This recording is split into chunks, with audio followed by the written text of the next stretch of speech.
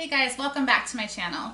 Today's video is going to be about dismissive avoidant attachment style. This video actually came as a request from one of my subscribers. You guys know how much I love video requests. I want to make content that you want to see and learn from, so if you do have a video request, please leave it in the comments below and I promise that I will get to your request. This subscriber wanted to see a video on dismissive avoidant attachment and in particular how it relates to concepts of emotional immaturity and even to narcissism, all concepts which I'm going to cover here in this video. But before I get to that, I do want to talk a little bit about dismissive avoidant attachment and what it is for those of you that might not be familiar with the concept, and also just attachment theory in general and how we kind of figure all of this out as clinicians. Also, if you like this video, please don't forget to like, don't forget to subscribe, don't forget to share this with other people. It really does help my channel out and I really, really do appreciate it. So starting with attachment theory. A lot of the research in this area has been done while looking at infants and very small children and how they attach to their primary caregivers. There are 4 primary attachment styles, and you might be familiar with the Harlow monkey study, you might be familiar with the strange situation, all of which are like classic psychology experiments on attachment. So if you really want to learn more about the foundation of attachment theory and how it works and how we kind of know all the stuff that we know about attachment, I highly recommend researching those out a little bit. But avoidant dismissive attachment style in general is when an infant or a small child is not emotionally attached to their primary caregiver. So for whatever reason, this process is stunted. They aren't given the emotional validation, the emotional attention to really attune to their primary caregiver, usually their mother. And as a result of this, the child grows up learning that they need to meet all of their own emotional needs. They learn that they can't rely on getting their emotional needs met from their caregiver. They learn that they have to do that themselves, they have to self-soothe, and basically struggle later on in relationships with emotionally attaching to other people as well. So this pattern that often starts during infancy and childhood can really carry on throughout a life and really affect adult relationships down the road. But one important point that I want to raise, and something that I don't think is really discussed enough amongst people that are into attachment theory and that talk about attachment relationship psychologists, is that your attachment style can change over time. It can change based on your experiences. So someone can have a great upbringing where they are emotionally attuned to their caregiver and still end up with an avoidant dismissive attachment style later on in life. And this is often due to like a really bad or traumatic relationship, someone leaving them, a really severe rejection, an abusive relationship, a bad divorce, or even the physical loss of somebody. Any type of strong emotional trauma that can be tied to a relationship can cause someone to become more dismissive avoidant. And the opposite is true as well. Someone who's dismissive avoidant or preoccupied anxious or even disorganized, if they have corrective experiences, if they open themselves up to those, they can learn to become more secure over time. But it is usually a pretty long process. So it's estimated about 25% or so of people fall within this avoidant dismissive attachment style. And these people, they really struggle with anything that makes them feel vulnerable. So these people are often described as emotionally unavailable, they're described as commitment phobic, cold, and even emotionally immature, and that's something that I'm going to get into towards the end of this video. But really what avoidant dismissive attachment is the fear of getting close to other people, the fear of being vulnerable, the fear that you're going to get rejected, that something's wrong with you. All of these core fears exist in this person, usually at a pretty subconscious level, so the person's not always aware that they're present. So I don't know about you guys, but I am actually a visual learner. So to demonstrate how a person with dismissive avoidant attachment works, I have my helper here, Sonic the Hedgehog. Now Sonic right now is rolled up into his ball that he likes to be in anytime that he feels scared, which is a lot of the time, by the way. I'm pretty sure Sonic has an avoidant attachment style. Hi. Are you gonna come out and say hi to YouTube? So Sonic right now, he feels really vulnerable. He's a little bit camera shy. It's the middle of the day. This is when he's normally sleeping and I woke him up and he's just not happy. You gonna come out? You gonna say hi to YouTube? Nope. And this is kind of a good illustration of how it works with avoidant attachment, because when a person feels like they're vulnerable, they're exposed, they're emotionally being exposed to another person, oh hello, then they roll up into a little ball. They don't like it. They get scared. This is why sometimes if you're dating someone that has an avoidant attachment style and you have what seems like a really great date, you got, maybe an emotional conversation, you might not hear from him for a while. Oh, he's coming out a little bit now. Say hello. It's not that scary. Well, maybe it is. The people with an avoidant attachment style, they often have very short emotional tethers. So when you approach them with an emotionally charged conversation, so let's just try to say like maybe you're trying to tell them how you feel, they tend to really back up from that. They try to create distance between that because it's absolutely terrifying for them. And a lot of the times, these things that get triggered, they exist on a subconscious level. So the person's not always aware of why they're feeling this way. They just know they don't feel very good. And people that are dismissive avoidant, they have things that we call deactivation strategies, which is really kind of a jargon term for coping mechanisms or coping skills to kind of help with these triggers that become activated. A lot of the time it can look like binge watching TV, playing video games, really fully investing themselves into projects, things that they can do to where they don't need to acknowledge their emotions. So they're really experts at suppressing their emotion. They might often say things like emotion is a sign of weakness.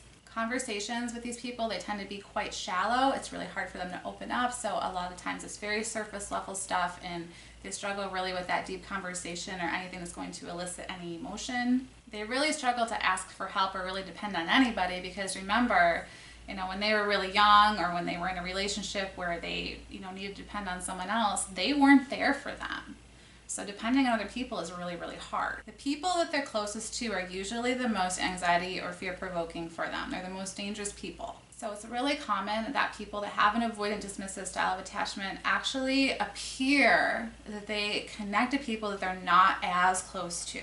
So if they do have a deeper conversation or disclose things, that are personal about their life, it's more common that isn't necessarily going to be to their partner. It's more going to be to like maybe a distant friend that they only see a few times a year. And I'm sure that if you've been with someone like this, or if you haven't, you can imagine that can be really hard on the partner to feel like, hey, why can't you trust me enough to open up to me, but you're opening up to this person that, you barely know. They struggle to fall in love. They struggle to identify feelings that are associated with love. They're much better at the casual sex kind of thing, keeping things casual, because to them, they're able to get intimate needs met, but it's at a much safer, less emotional type of level. And that's often why these people get trademarked as commitment phobic or emotionally unavailable, because usually they can be sexually intimate, but they struggle with emotional intimacy. And it's not necessarily that people that have a dismissive avoidant attachment style are commitment phobic. They can commit to things. Usually people with avoidant attachment, they'll commit to their freedom. They can commit to things at work. They can commit to other obligations. So really, they can still commit to things. Dismissive avoidants do end up in long-term relationships. They do get married. They do have children. Really, the phobia is to emotional connection. Fear is to vulnerability. The fear is to opening up. The fear is to being perceived as weak. People with an avoidant attachment style or dismissive avoidant, they really value freedom. They value independence. And they really do, if you're going to be in a relationship with someone who is an avoidant dismissive, they really do need alone time. They actually really do need that. And I think it can be a struggle for people that are in relationships with these people to, not personalize that and not be like, oh, they don't want to spend time with me because they don't like me or there's something wrong with me. No, dismissive avoidants, they really recharge their batteries by being alone. And if you're going to make a relationship work with someone who's dismissive avoidant, that is something that does need to be understood. A lot of the times, people that are more of an anxious, preoccupied attachment style are drawn to people who are dismissive avoidant, which I know on paper, especially if you know about attachment styles, and if you want me to make more videos on attachment styles, by the way, I totally will. Let me know in the comments. It doesn't seem right because really these people they're polar opposites usually in the way that they attach to other people. People that are preoccupied, anxious attachment style really value love and connection. They really value closeness. They really kind of struggle to be alone a lot of the time. And I think that there's several different reasons for this. And I think one of the biggest ones is that people that have more of an anxious attachment style are more likely to put up with the behaviors of an avoidant because they're more empathetic. They kind of sometimes can tend to drift towards that codependency end of things. They're the fixers. They're the ones that really fear abandonment and being alone. So they're more likely to stick it in with someone that has a dismissive avoidant attachment style versus someone that has more of a secure attachment style. Someone with a secure attachment style, they're more likely to be like, hey, my needs aren't getting met in this, and if you're unwilling to meet my needs, then I'm going to be done and go find someone else that can meet my needs. And that can vary, definitely, for sure. It's not a black and white thing. There are people with secure attachment that might hang in there a little bit longer with someone who's an avoidant attachment style, depending on like the length of the relationship, how long they've known the person. But eventually, if that person is unable to meet their needs, they can't open up emotionally to them, eventually they are going to be done with it. Someone who's preoccupied anxious attachment, they might stick it in there for years and years. They might stick it in there for life. They might stick it in until they start to develop more of a secure attachment style, and at that point they might be done. But it usually tends to be quite a toxic relationship unless these two people can really get on the same page about their wants and needs. Communication needs to be utilized, compromise needs to happen, maybe some therapy, maybe couples therapy, maybe separate therapy, to really make your relationship like this work, or it ends up being kind of like the moth drawn to the flame, and we know how that ends. And on the topic of abusive and toxic relationships, a lot of the time an avoidant dismissive attachment style can be confused for narcissism, in particular covert narcissism. And that's because a lot of people that have an avoidant style of attachment, they can be more introverted. Narcissism and attachment style are completely different fields. They're completely different ball games on completely different fields. Now, that's not to say that a narcissist can't have a dismissive attachment style, because they can. However, in my experience, a narcissist is way more likely to have a preoccupied anxious attachment style. And I can make a separate video on that if you do want to see it, because that is a whole topic in and of itself. But if you think about it, it makes sense, because narcissists, what do they require? They require sources of supply. When you get into a relationship with a narcissist, it's going to move extremely fast because they want to lock down their source of supply. That usually isn't what it looks like with dismissive avoidance. But I do understand how sometimes the concepts can get confused, and they can kind of look a little bit similar in some ways, because dismissive avoidance, they can be quite cold. Narcissists, they can be quite cold. Dismissive avoidance, when they do start to get close to someone, they often sabotage, and sometimes the sabotage can look like being really mean to their partner. It can include verbal abuse. It can include personal attacks on the other person, and that can look a lot like a narcissistic or verbal abuse occurring in a narcissistic relationship. People that have dismissive avoidant attachment style, it's not necessarily their personality that's affected, like it is with narcissism or narcissists. It is the way that they attach to other people. Narcissism is a cluster of personality traits. Okay, this is like, who this person is at their core, not just how they attach to other people. So dismissive avoidance and emotional immaturity, those are also different concepts. And again, easily confused. Someone who's dismissive avoidant, they definitely can be emotionally immature. A lot of the times it looks like emotional immaturity because they struggle with emotions, and they're really, really good at repressing their emotions. People that are dismissive avoidant, they actually can be really deep feeling people.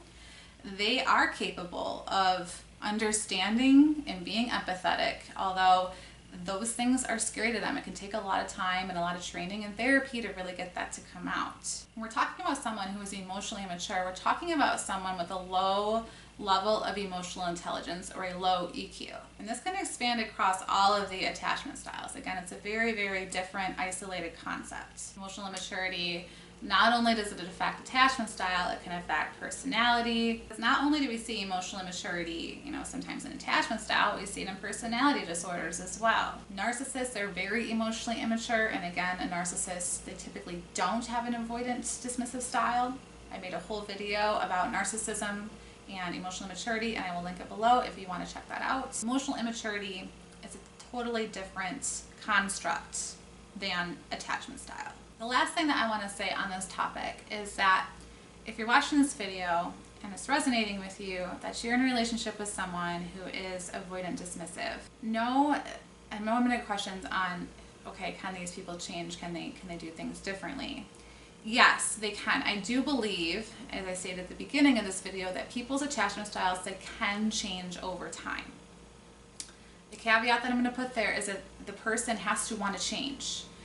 And you don't ever, or you should never, feel responsible for changing another person. So if you're in a relationship with someone and they are unable to open up to you emotionally, you're not getting that emotional connection, you're not getting emotionally validated, you're not getting your needs met, it is okay to end that relationship, because at that point it is toxic for you.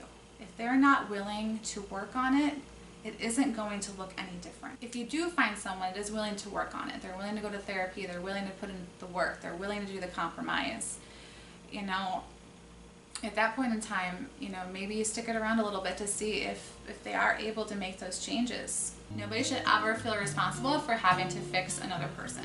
Thanks for watching this video. I hope you found it helpful. If you did, make sure you give it a thumbs up. If you haven't yet, subscribe to my channel. I'd love to have you join this community. And I hope you guys all have an excellent week. I'll see you in the next video.